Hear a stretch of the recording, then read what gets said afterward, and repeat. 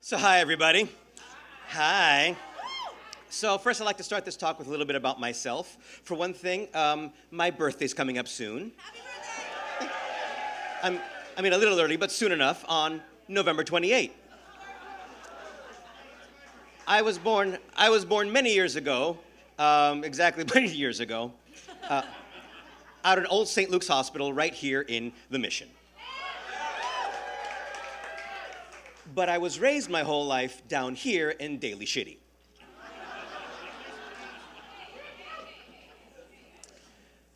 And that's just 5 minutes away from our house. I'm sorry, just 5 minutes away from our house that I grew up in is Colma, California. For the uninitiated, that is 2 square miles of about 1,500 people. Now, you could fit more people in those 2 square miles. And there are more people in those 2 square miles. Because for those of you that don't know, Colma is an acropolis. Let's see. That is Italian Cemetery, Woodlawn Cemetery, Hoyson Memorial Cemetery, Salem Cemetery, Holy Cross Cemetery, Cypress Lawn, Cypress Lawn, Cypress Lawn, Cypress Lawn. A few others not on the map. This is where San Francisco buries its dead, for a grand total of 1.5 million dead residents. And on weekends, my grandmother would try and drag me out of the house to do anything, so she'd drag me along to Holy Cross Cemetery in Colma to visit relatives I would never actually meet. One of them had the same birthday as me, November 28th. Now, can you imagine being a 9-year-old child, looking at a gravestone with your last name, your birthday, and a termination date? Between that and the gloomy weather, it made me the weirdo magician many of you know me as today. Now, Colma began to take shape in the late 1800s as a place to go to for booze, gambling, sex work, and boxing, as San Francisco tried to go straight after the gold rush. Meanwhile, in San Francisco, many a land developer and tycoon cried because they couldn't make use of all the sweet, sweet real estate in the city because of all the damn cemeteries. Because you see, when the population is booming, people die, you need cemeteries. Now, in 1896, good old Mayor Adolf Sutro bans any more sales of new burial plots. By 1900, the Board of Supervisors bans any new burials, regardless of whether or not you purchase a plot or not. And on August 1st, 1901, that was the last official day of burials in San Francisco. I cannot speak to the unofficial ones. But this meant the cemeteries had no more revenue, no more money for upkeep. They fell into neglect and disrepair. And when the topsoil of your grave is the classic windswept San Francisco sand dune, quite often bodies, bones, and coffins would emerge from the ground. Jewelry was stolen off of bodies for money. Bodies stolen for science. Historians Svanevik and Burgess once wrote, "On foggy nights, college fraternities desecrated cemeteries, a made-to-order venue for macabre initiation rites, bouts of drinking, and sexual orgies."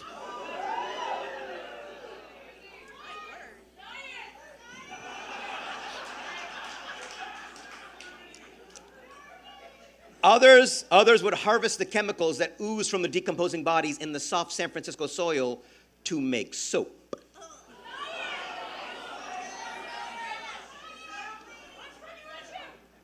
Germ theory was starting to take hold, and no one wanted to live next door to any decomposing bodies, especially with all the diseases and epidemics spreading back then. The cemeteries were given eviction notices, literally. A couple of the bigger ones fought and hung on for 2-3 more decades, but eventually San Francisco won that fight and exhumed 28 cemeteries worth of bodies and sent those bodies to Colma. It's great to be alive in Colma. It's not a joke, it's the actual town motto. It's on the t-shirts, I'm not even kidding. But they didn't do a great job exhuming the bodies because they just wanted the real estate on top. This is cheap labor or free forced labor of the incarcerated, of convicts. And there's no regulation back then, so you could be buried at 3 feet, you could be buried as far down as 12 feet. There was no way to know.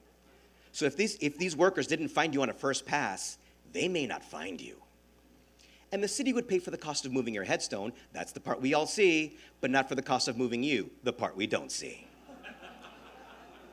So if your family wasn't rich or you had no family here anymore, you weren't getting moved. Example. Right up there is Seacliff. Gorgeous, gorgeous mansions on a sea cliff. And the Lincoln Golf Course.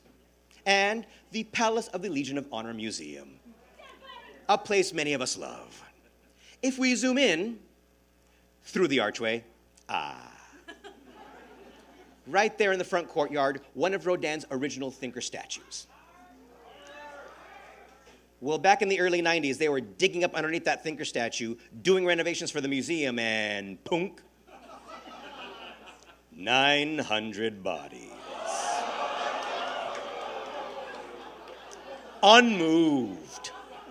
Some were still clutching their rosaries. The bodies were exhumed and exhumed and sent to Skylon Cemetery in San Mateo. But people said, I know, worse than hell.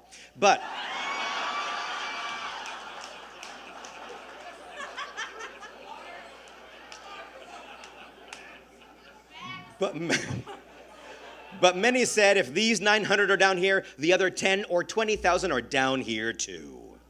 And you know what? They are. You see, that whole area used to be city cemetery.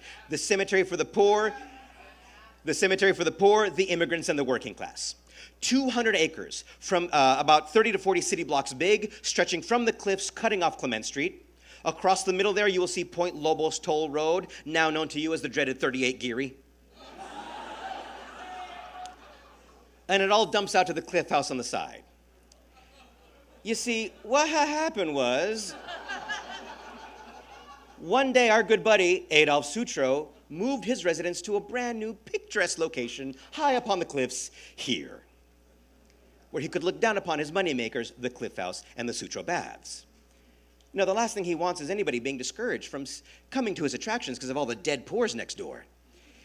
Or his ability to make more attractions on that land if he wanted, or his ability to sell that property to the US government for the creation of Fort McKinley. This is why he wanted to ban sales of new plots. And he won that battle. And again, because these were the poor, the immigrants, and the working class, the headstones were moved, and most of them weren't. Even while SF legend Big Alma Spreckles was making us her beloved Legion of Honor, crews were hitting bodies, scooping them up, and moving on.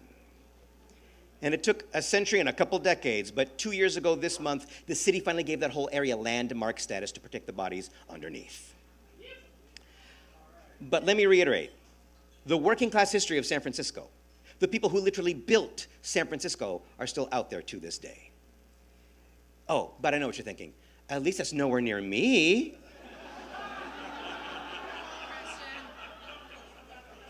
Boo.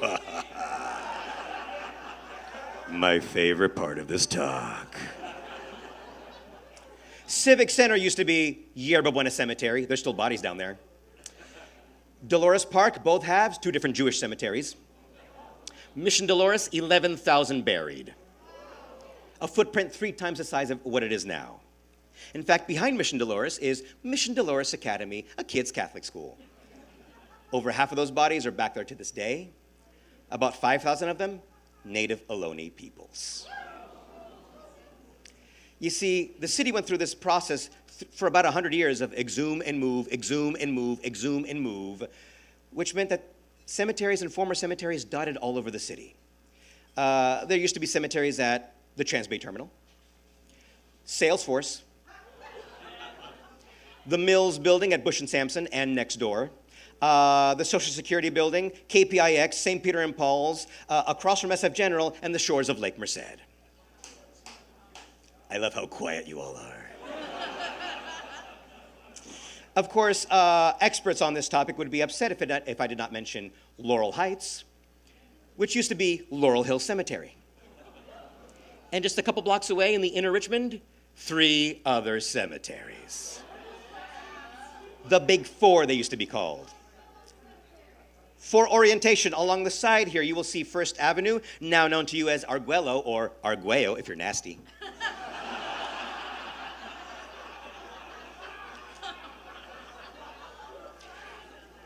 Next to that, Cavalry Cemetery, where the word cavalry is at, that is Lone Mountain proper, and now the home of USF, again, a former cemetery. And in the upper left-hand corner of that block that says Cavalry, that's where you will find today, oh, I forgot to mention, where the letters F and E are in Fellows, that's where our beloved columbarium is at. And again, Cavalry, upper left-hand corner, there you will find today Mel's Drive-In, where generations of teens and 20-somethings, once like myself, spent many a late night having burgers, shakes, and fries with friends. Little did we know what possibly lies beneath.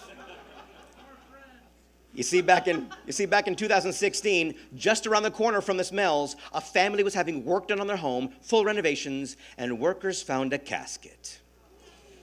A child's casket. Made of lead and bronze, airtight seal, 2 windows, and the child preserved inside. The flowers on her dress were preserved inside. The city took her back, popped open the seal, did an autopsy, then they said, yup, she's dead, thanks. And they're like, no, she's your problem. No, she was on your property when you bought it. She's your problem. What do we do with her? We don't care. Can we rebury her? No, you can't legally bury anybody in San Francisco, remember? You mean she came out of the ground, but she can't go back into the ground? Correct. So there's a nonprofit from Los Angeles called Garden of Innocence, and they bury kids who have nobody to bury them. And they gave her a proper burial in Colma, hundreds in attendance, and they named her Miranda E. for the tombstone because we don't know who she was or who she belonged to. Until the following year. Researchers found a map of the cemetery, matched to a current map of the neighborhood, had a sample of her hair, went through decades of old obituaries, 3,000 donated hours from amateur genealogists online. They found her grandnephew in his 80s. Her name was Edith Cook, died October 13th, close to the anniversary, 1876, barely 3 years of age, malnutrition from an infection. So they gave her a brand new ceremony with a brand new tombstone that now reads Edith Cook. But they have found half a dozen other bodies in that neighborhood since, a bunch more at USF in 2011, and there's still 3,000 other bodies from those inner Richmond cemeteries still unaccounted for. The truth is, because of the lack of regulation and clear leadership in the 1800s, we genuinely don't know how many smaller, more rural cemeteries or individuals are spread throughout San Francisco underneath our homes and feet to this day. Oh, and by the way, little Edith's birthday? November 28th!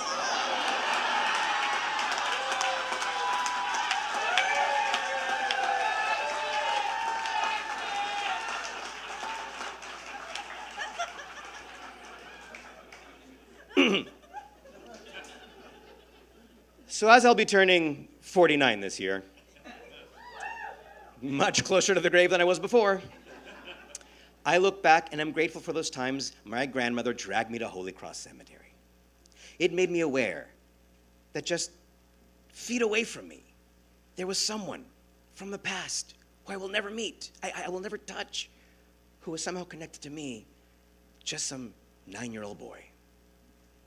So friends, let us raise a glass to life, death, and other magic tricks. Salud.